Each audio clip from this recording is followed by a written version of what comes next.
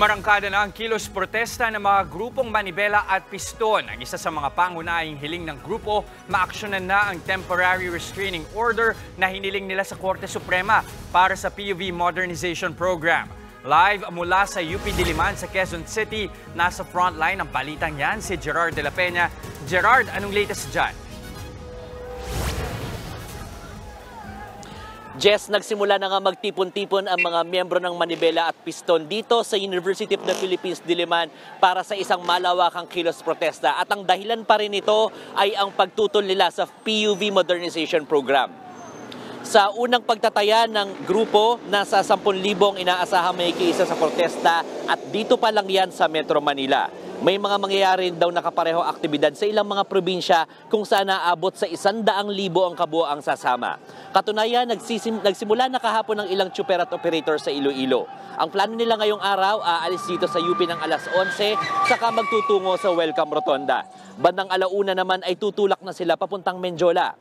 Siniguro naman nilang protesta lamang ito at hindi tigil pasada. Pero handa naman daw ang mga otoridad para siguruhin walang maantalang mga biyahe.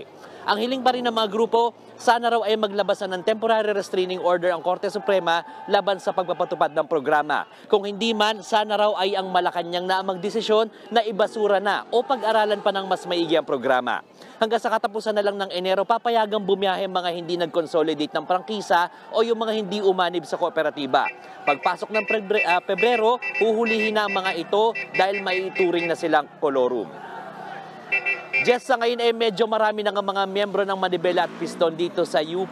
Katunayan, meron tayong nakita galing sa iba't ibang mga ruta na sumali rito. May nakita tayong galing pang Alabang, galing Sukat, galing Taguig, Bikutan, at meron ding galing pa sa Batangas. Maya-maya nga lamang nakapumay sila dito papunta sa Welcome Rotonda. Jess. Nag-uulat mula Quezon City, maraming salamat, Gerard de la Peña. Mga kapatid, Lucy Cruz Valdez po, maging maalam at may pakialam sa mga napapanahong balita sa bansa. Tumutok at mag-subscribe sa News 5 social media pages.